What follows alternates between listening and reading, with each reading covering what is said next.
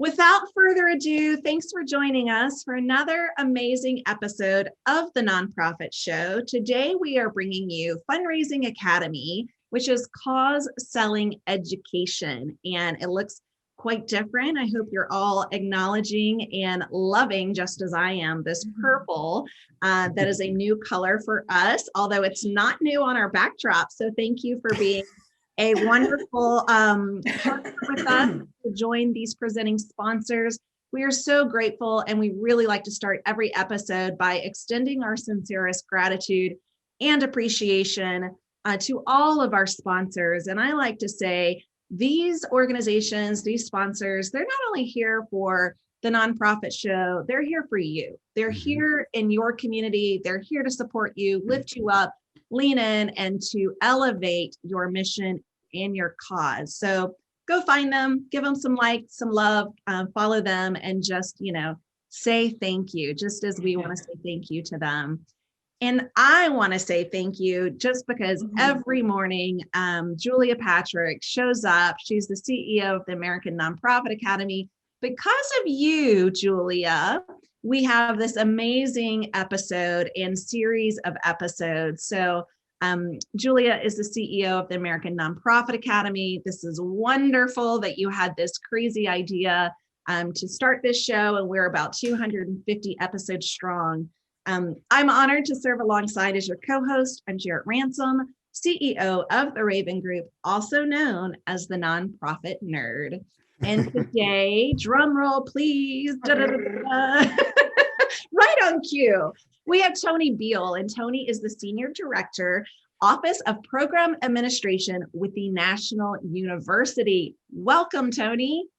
Thank you so much. You did that so beautifully. I get tongue-tied every time I try to say my title or and who I'm serving in this space. So kudos to you early in the morning for not being tongue-tied at all. And it really is such an honor. I mean, you both just add so much value to the nonprofit sector and the work that you're doing. And I talk to folks a lot about, partnerships and team members, and those partners and team members that you have to work with, and those partner and team members that you want to work with. And the two of you are clearly in that space of individuals that I just really want to work with and enjoy every single encounter with the two of you. No pressure.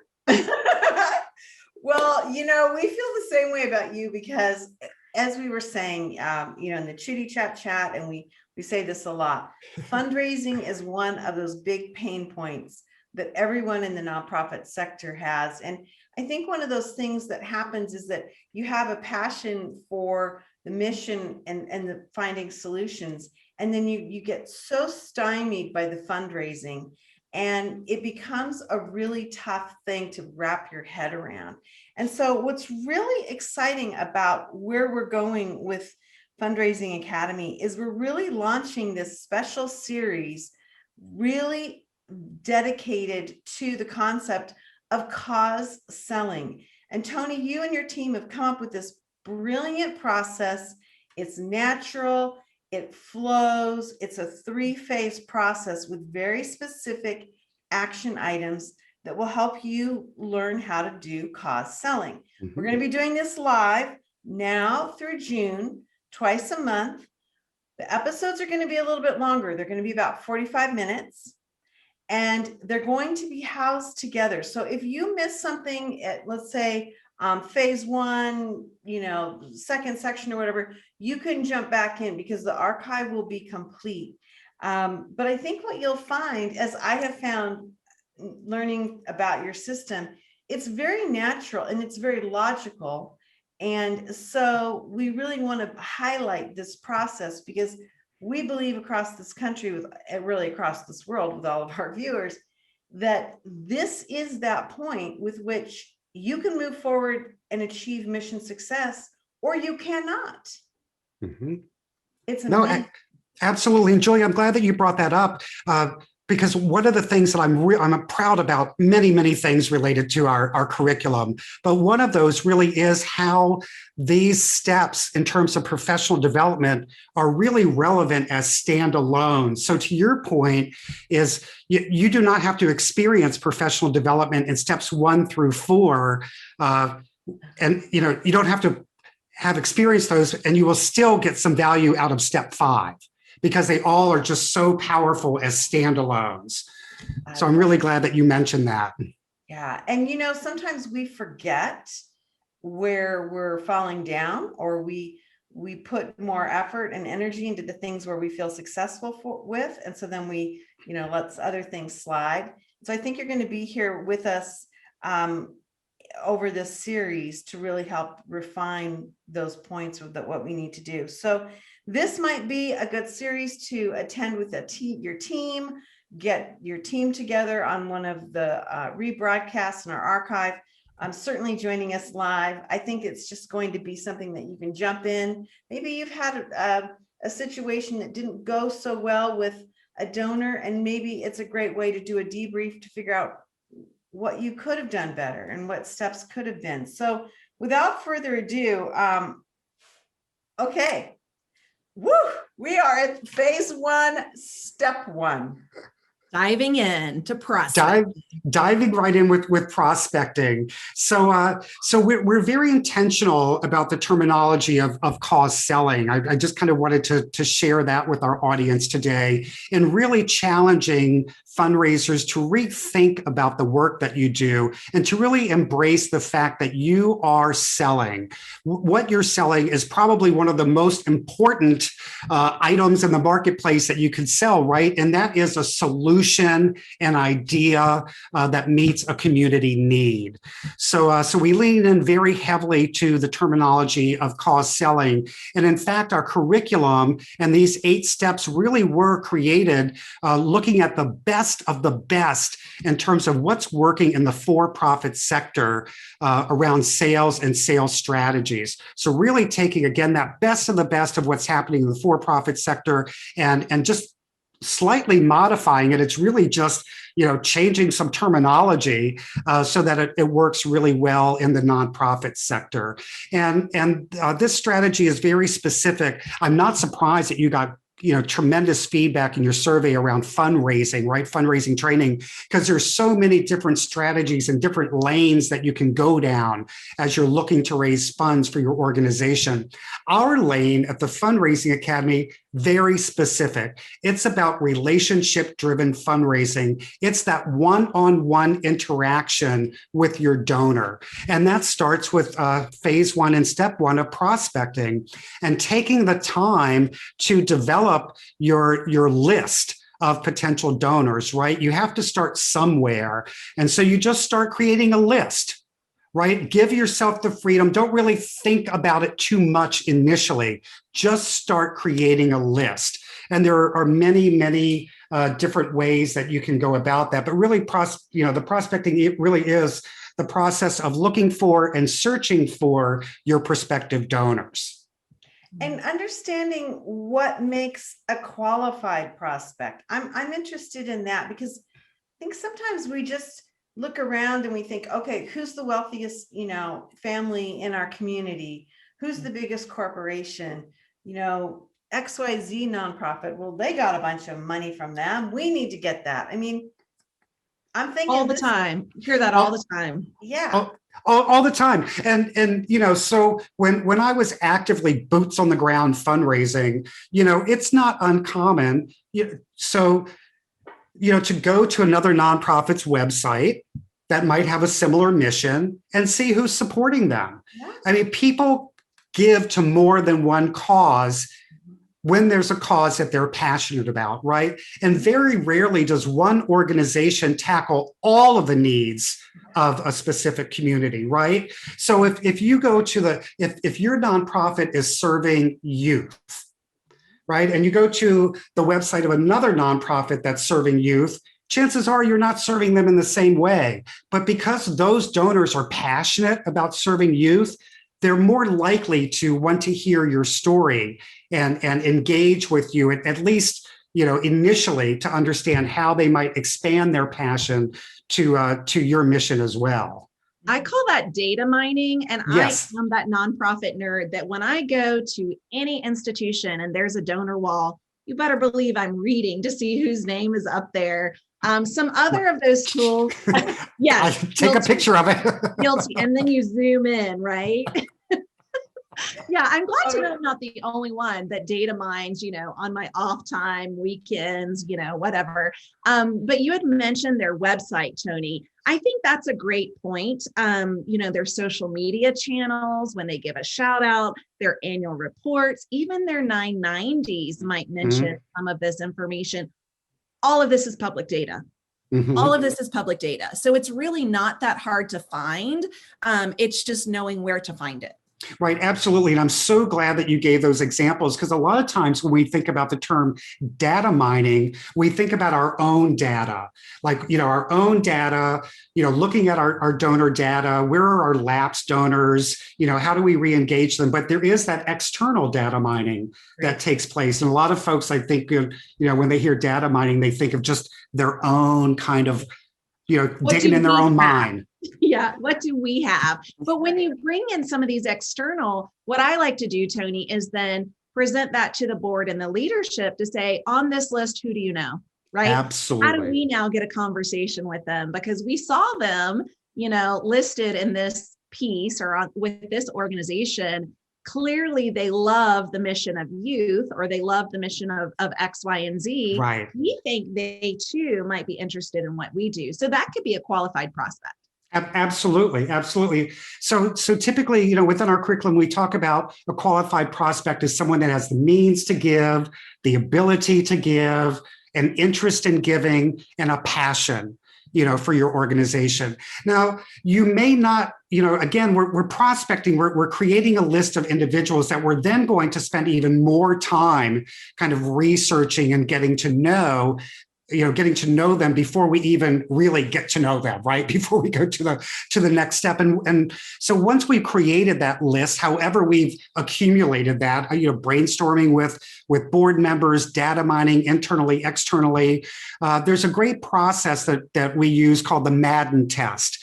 So once we have this great list of prospects, how do we now categorize them into, tier A, tier B, tier C, right? Because I don't know about you guys, I don't have the bandwidth to invest in all 100 or 1,000 people that are on my prospect list, right? So I have to have a mechanism to help me prioritize where I'm going to invest my energy, right? And where I feel like we're going to get the boulder in the pond versus the pebble in the pond for our nonprofit.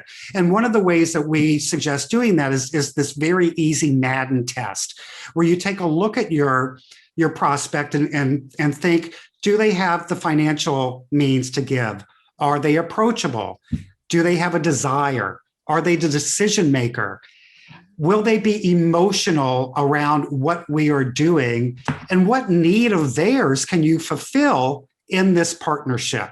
So it's a really simple test that really proves to be worth the time investing. And I think that that's part of the challenge too for a lot of development professionals is the pressure from the board, the pressure from the community need that prevents us sometimes from stepping back and really doing the analysis that we should be doing on potential donors, so that our outcome at the end, when we finally make the ask, is so much better because we're asking so many more of the right people. This makes all the sense in the world. And I'm going to go out on a limb and tell you what I think when I see this.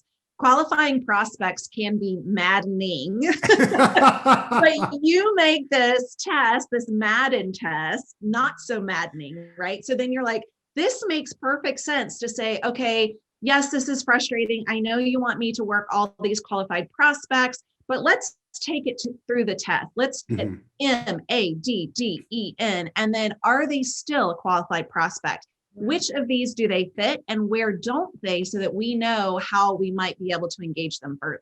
Absolutely, because if you go through that process and you have some donors that where you've checked the box on all of these, well, clearly those are the ones that you want to put your efforts towards first, right? And then just on down, then the ones that reach 4 or 3 or 2. So And that's it really, you were talking about. absolutely. I Again, love super it. simple, huge results. Mhm. Brilliant. And I think the thing of it is that these are aspects of what build sustainability and build relationships. I mean, you started this off by saying this is a relationship oriented approach to fundraising. I get all this, because these are the things that if you have these at different aspects, you're binding yourself with a donor who's going to follow you along the journey. Absolutely. Amazing. I love this. Okay. So now we need to talk about that. We're still in phase 1. Yes. And we're moving to step 2, the pre-approach. Just because you've got great information, you've done the Madden test, doesn't mean you're just going to be like, okay, where's the check, right? I mean, you're still, the reality is you're still in phase 1. You're still in, if you will, a discovery. Yeah, absolutely. And again, because this is all about building relationships, rarely, very, very rarely are you going to ask for a gift in your first meeting with the potential donor, right? And so the pre-approach is the work that you're doing before you even have that first face-to-face encounter with the donor. So it's, it's the planning and the preparation that's being done before you even contact the individual that's on your prospecting list. So this is a great slide. You want to research their giving history. You want to do research on their passions, on their interests, on their connections. And Jared, that's where you were so brilliant, right? You create this prospecting list, you share this with your board members, you share it with other team members who might say, oh, I know that person, we're connected on LinkedIn. Let me take a look on their LinkedIn profile and see if I can help, get you any additional information. So there's just so many ways that we can learn more about the potential donor before we ever even meet them face to face. And things like engaging your board members, other team members, other staff. I mean, that just underscores the fact too that fundraising is a team sport.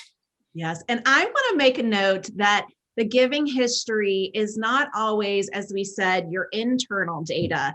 This could be giving history of where someone has given to another organization or institution, and you might see that gift history progress. So that gives you a lot of insight into their capacity. Very much so. I think that's brilliant. And I think too, I love that you reflect on the aspect of relationship and how armed with this information, you're going to become more successful in building a champion of your organization versus just somebody who's like, okay, here's a token amount, get off my back. Right. Part of what cause selling does is that it again allows you and encourages you to spend the bulk of your time up front really working towards identifying and cultivating relationships with the folks that are going to be around for a long time, right? This is not transactional fundraising where you're hoping for one gift, one and done. This is relationship-driven fundraising. So if we look at if we compare the two, when we look at the traditional way of fundraising, maybe the way, again, the way that I did it before, I learned better, I spent, very little time getting to know an individual and all of my time just running around asking people for money. Here, you spend all of your time up front, less time asking folks for a gift because you're asking more of the right people. Yes. Wow. Now, one of those things that you talked about is, doing the heavy lifting, figuring out what it is, what information we need to have. And you give us some really interesting ideas about how we go about that. And with several of these online resources. And I'm wondering if you could spend some time kind of sharing with us how you would use these and what you think the value is. Sure. So first, I would encourage folks to get over any feeling, any ickiness, right? Because some fundraisers, especially new in the space, are like, "Ew, that's so icky that I went to the property appraiser's website and looked up their home to see what the value of their home might be." But this is all of the due diligence, that you're doing, again, to make sure that the time that you're investing in developing relationships gives you the type of return that you're looking for, again, that you're investing the time in the right folks. So the Google search is pretty simple, right? I mean, I'll confess, I will Google folks all the time. If somebody sets up a meeting and I haven't had a chance to meet them, I Google them because I want to learn about them prior to the meeting. If they're a subject matter expert in a certain area that I'm not aware of, or they've won awards that I'm not aware of, I want to be able to bring that up in the conversation and congratulate them on their successes and all of their great work. But anyway, so Google's kind of an obvious one. The FEC it's interesting, around political contributions. That can tell you a lot about an individual. So going there to see, what candidates they may or may not have been supporting financially can tell you a lot about an individual. Candid.org. Candid is a great resource. It will help you identify folks that may be serving on boards. So you can learn a lot from Candid. LinkedIn, Facebook, I mentioned LinkedIn already. My recommendation with LinkedIn, though, is that you consider investing in the premier status of LinkedIn, right? Because that allows you more functionality. And it also allows you to kind of anonymously go in and look at folks' LinkedIn profiles. If you don't have that higher level of membership there, then like if you look at my LinkedIn profile, I'll get a notification that you looked at my profile, right?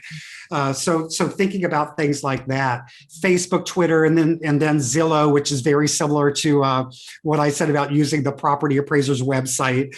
You can go onto Zillow just to get some understanding of, and it doesn't tell you the whole story. I don't want to mislead anyone, right? Folks have multiple layers. These are just going to give you some insight to an individual. They are certainly not going to tell you that individual's entire story. Right. Now, some organizations might have the ability and the privilege, if I dare say that, to have wealth screening tied into the donor database. So I think that's great when you do have that, additional wealth screening. But all of these are free that you've listed here. They are, easily accessible online, and anyone can look this up. So I think this is worth that mention, that it doesn't have to be, a sincere investment monetary wise, right? It takes a little bit of time to do your due diligence and to really get to know, who are we talking to, right? Where are they involved? What awards, as you said, like it really helps to build depth into a conversation so that you can really build onto that relationship. Absolutely. Tony, what's your experience? I mean, I love that you used the word the ickiness. And what's your experience about communicating to the powers that be that this is a good investment, whether you're using subscription wealth discovery tools that you pay for, or that your team's going to be spending this time?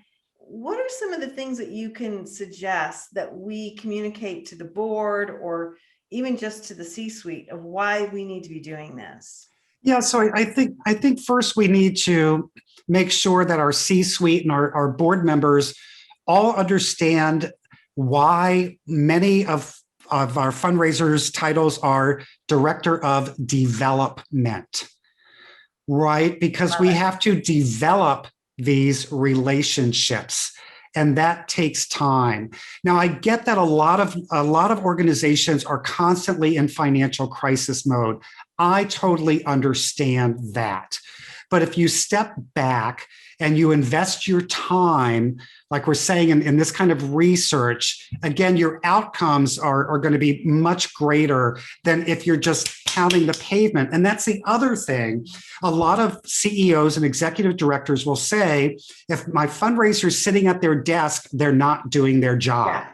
Yeah. I've heard that a lot. So, but they are, right? They are, if in fact, the time at their desk is invested in this type of prospecting and research. And then they go in and, using totally old school terminology, then they go pound the pavement, so to speak, because they're armed with this robust list of potential donors that have met these qualifications. So I think it's a lot around changing the culture of some of the nonprofit organizations so that the C-suite and the board members really lean into these strategies and lean into the fact that if a fundraiser is spending time at their desk, it's valuable time at their desk. And documenting the data. Yes, exactly. That's a whole other show, right? The documentation of the data, right? But so critical. The documentation of the data is so critical. We know what the turnover rate is in the sector for fundraisers, and you don't want your fundraiser walking away with all of that, intellectual property about your donors.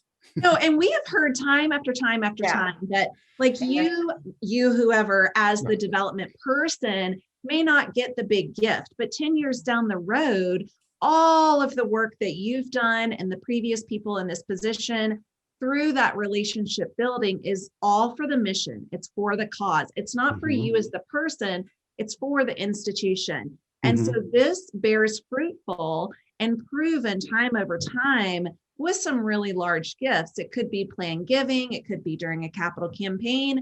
And yes, I could just sit on my high horse and preach on the soapbox about this data documentation because it is so important to leave that institutional knowledge with the institution. Absolutely. So true.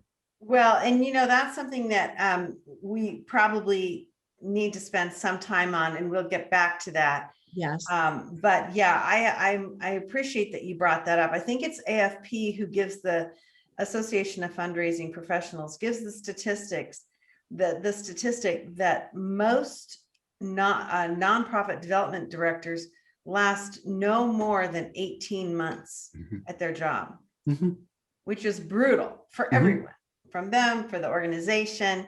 And I've got to believe that if they had a stronger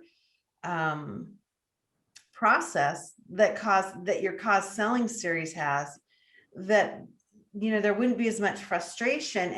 And even if you didn't get the check in the mail, you can still demonstrate that you're navigating towards a relationship that's going to be much stronger than a single check in the mail. Right. Absolutely. So interesting. Now, we've kind of done the prospecting. And again, as we go through the series, there's a lot of information. There's a lot of depth. You'll be able to come back to us. The Fundraising Academy website has even more information, more in-depth processes. And we're kind of trying to give you the highlights to give you the bigger picture of how this works. Ultimately, now we're going to be moving into the process of the face-to-face meeting. And face-to-face has changed, right? We're face-to-face on Zoom. We're face-to-face socially distanced. We're not face-to-face in all the galas and the events space that we had. Very interesting. So talk to us about that. Yeah, so setting up a face-to-face meeting, and you queued that up perfectly, Julia, because as we lean more into technology, as we're FaceTiming or Zooming, and in some communities, folks are meeting face-to-face at their favorite coffee shop, right? I mean, face-to-face is never going to go away. The mode in which we do it may vary, right? But it's never going to go away. So when we think about setting up a face-to-face meeting, it's think about the timing, right, of the face-to-face meeting. Again, think about choosing your location wisely. Lean into the technology. You don't have to drive an hour anymore to meet with a potential donor for coffee or tea, right? So lean into the technology. The most important element of setting up the face-to-face meeting, in my experience, has been become a friend of the gatekeeper. So whatever that might look like, befriend the gatekeeper. It will serve you so well throughout the relationship with the potential donor, right? So do that, and always be clear and genuine about who you are and what your intentions are, right? That's the real beauty, I think, about working in the nonprofit sector is the ability to be transparent at all times and be who you are and lean into passions. When you are anything other than you, folks sense that. Right. So, so always being clear about, about who you are, what you want to meet with them about, is all really valuable as you look to set up that face-to-face meeting. And I've even, sorry, Tony, I've even said in my career, sitting in the seat as a development director, I'm not going to ask you for a gift. Right, I want to meet with you, or I will say, I would love to talk to you about ways to invest that I think you might be interested in. So I am very transparent, and I have always kind of served that way because I want to be I want someone to be just as transparent to me. Don't do the bait and switch. And so I love that you say, just be who you are, be authentic, be passionate, and let that carry through. Mm-hmm. Yeah, absolutely. Absolutely. It seems to me, Tony, over the last 10 years, the role of the gatekeeper has changed.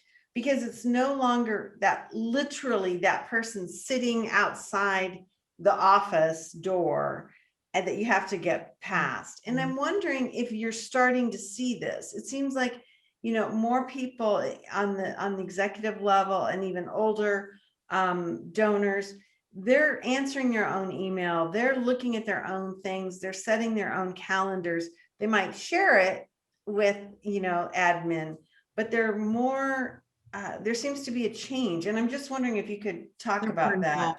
Yeah, no, I mean, I've noticed that too. So again, these are strategies that, some folks, like you're saying, will have a gatekeeper, some won't. The gatekeeper, for some individuals might be that, they block your phone number. So now you got to figure out how to get around that gate, right? And determine other avenues, or, so there, so the gatekeeper in some instances may not be an individual. It may be a technology. And you have to figure out how to get around that particular gate. I love that you said that. I've never heard anyone articulate that it might not be an individual, but it could be a technology. Yeah. And I was going to say, there's no payphones to call from anymore, right? So everything has a number associated with it, but that's really where some of the other systems that you mentioned, Tony, like LinkedIn, like Another Connection, could be the best entry point into that relationship. Mm-hmm. No, wow. Absolutely. And Jared, you said something else too that I wanted to kind of expand on. When you're meeting with the potential donors, hopefully again you have learned a little something about them before you call to set up a meeting.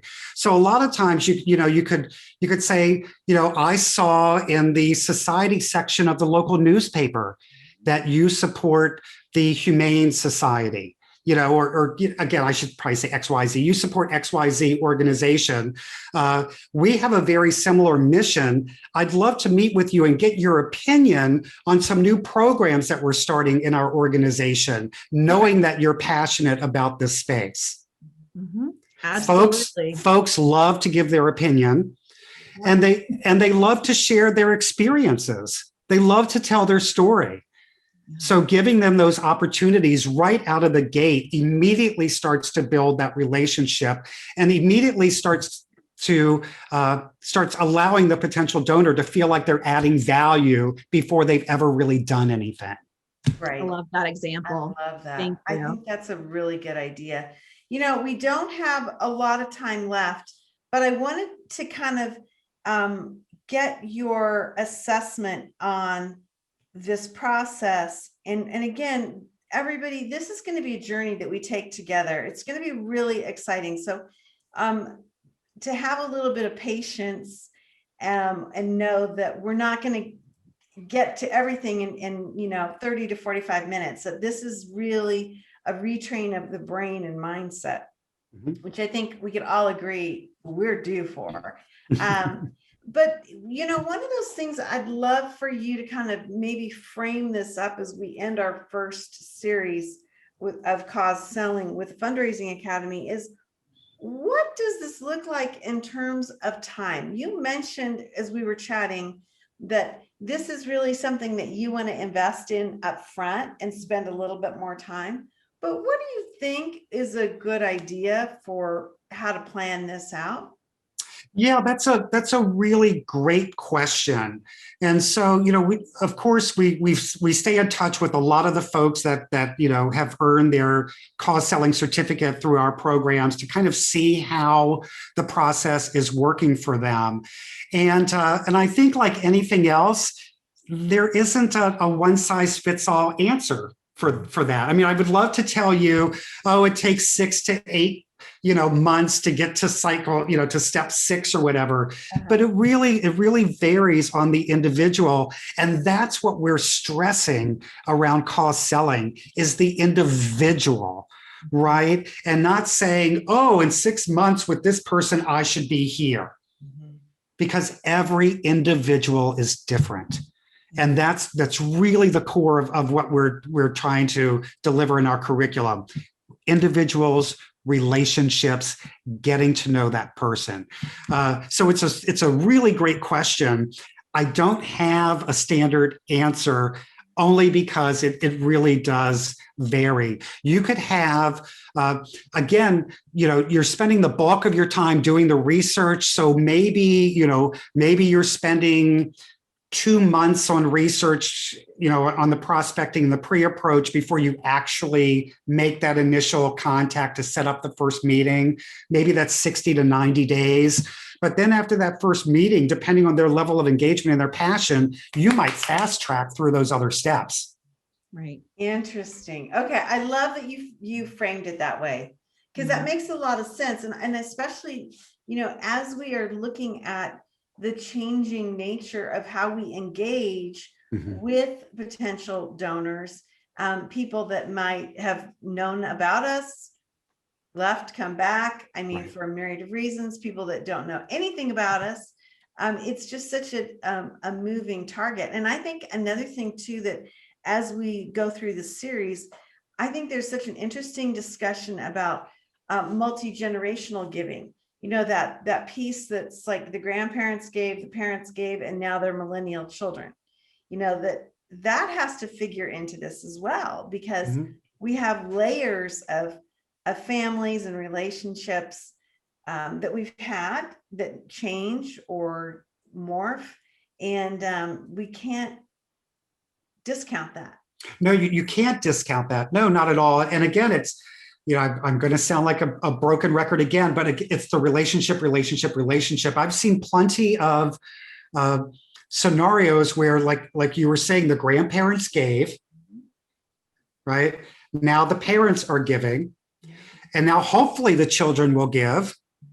But if you haven't, especially with today's, youth, if you haven't developed, started developing a relationship with them, don't count on it. Right. And that's where knowing your donor, right? So when the parents, when it's the birthday of the son or the daughter or whomever they're taking care of, you're recognizing that to your donor. You're sending them a little note. Oh, I realized, today's your daughter's birthday. Please give her our regards and happy birthday to her. Yeah. Right. So now that's getting shared with their children. Now their children are starting to see your organization and feel recognized within your organization. So just so many opportunities. That is such a big deal. And I've gone through this with a client of mine, and, really big donor, almost one of those blank check donors. You could ask this gentleman for anything and here's your check, but then how do you engage that next layer of generation? And one of the ways that she did this was, inviting his extended family, inviting his children, inviting his grandchildren to come to the event, asking them to be her guest because she wanted to honor the fact that he has been such a loyal and dedicated donor. And so really making opportunities to bring in the extended family so that you don't lose the relationship when you lose that person. Right. Absolutely. Couldn't have said it better. Absolutely. It's so interesting. Well, we have had a lot of comments already that have come in. And one of them that says, and again, I'm just reading these as they come in. Excellent information for an operations perspective to expand and help the organization expand our fundraising efforts and ideas. I will be engaged in this series. Thank you. Wonderful. So that's really interesting because that kind of harkens back to the notion that we as a fundraising team or development team might need to communicate back out just exactly what you said, Tony. If you're not sitting in your seat, you're not fundraising, right? And to kind of like maybe share this same concept with your board, with other team members, so that they know it is about building a relationship and that everybody matters. Absolutely. It's such an interesting thing. I don't think we do that enough. I don't think we go back to, our operations team or our facilities management folks or whatever and say, yeah, you are a part of this fundraising effort, whether you realize it or not. Everybody's on the fundraising team. Yep, exactly. Some level. We have another comment. Great episode. Looking forward to the other episodes. So absolutely, this is a series. We just went through phase 1. And so Julia, if you will pull up the amazing circle, because that is such a great icon graph that I think is really important. And I'm going to ask Julia, maybe if you'll speak to the concept, right, of these episodes. I put you on the hot seat for all of this. But Tony comes to us with a series of information with the Fundraising Academy, cause selling. I was listening to a podcast the other day, Tony, and it really struck me. It was about venture philanthropy. And so that was a topic for this podcast that I was listening to on my walk. And now here we are talking about cause selling. This is that beautiful 3-phase approach. I think you said there's 8. I'm not going to count real quick, but yes, 8 steps. I see the 8 right there. So this is a series, and as you'll see, exclusive through March. So yes, great episode. Thank you so much, Tony Beal. And there will be others. If you didn't join live, that's A-okay. You can definitely see this recorded. All of them will be recorded and archived on our multiple channels. Exactly. So as we meet again, we're going to talk on the next time about moving into phase 2, what that looks like. And you'll see us even learning more how to naturally, I'm going to use this word naturally, move through cause selling. And I think we need to really be sharing with our teams and with our organizations and ourselves that we have a shift in mindset here. Cause selling. It's not that we're just asking for money, and that selling is another word for communication. I think that's my personal opinion. Absolutely. I mean, again, we sell all the time, every day. Yeah. And what you said, and I think that was just so perfect, Tony. You're selling a solution to a community problem. Yep. Yeah. Absolutely. Who doesn't want to be a part of that solution? Everybody wants to be a part of a solution. Everybody. Absolutely. Well, Tony, you're a total gem. We've learned so much. I think maybe you've also confirmed some things today for me about why we need to take these steps and maybe to reduce some of the pressure that we feel about, oh my God, we got to get the check. We got to get the check. We got to be out. No, we need to recenter, change our mindsets, and understand that this is a longer term relationship. So I'm super thrilled. Here's Tony's information. Tony Beal is coming to us from Florida. So we're excited about that. National University is based in San Diego, but serves students of learning at all different levels throughout the globe, really. And so check out that National University Fundraising Academy's website. Really, really great. And you will see that the Fundraising Academy method is available at other institutions, educational institutions around the country. And so there's a great opportunity to even get into this further.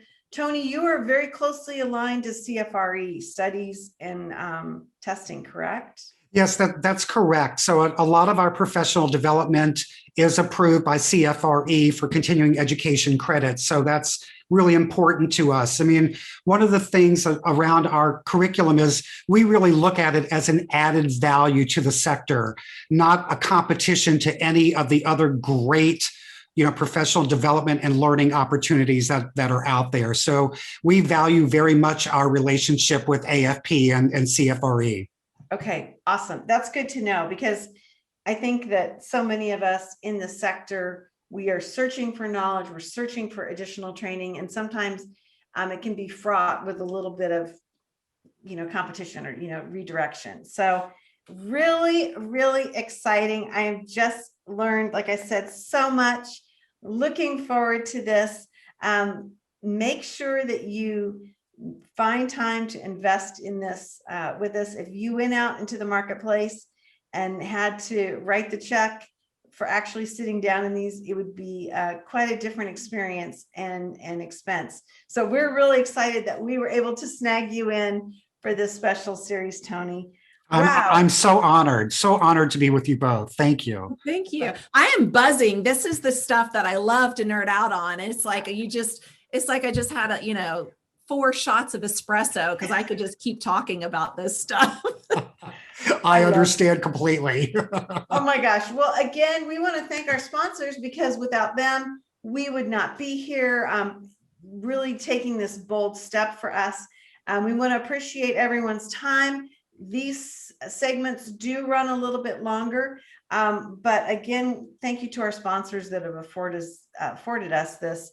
Hey, it's been another great day for us at the Nonprofit Show, and we're really, really excited to remind everyone to join us back so we can keep following this amazing mindset and learning opportunity. And we end every day with our mantra: stay well so you can do well.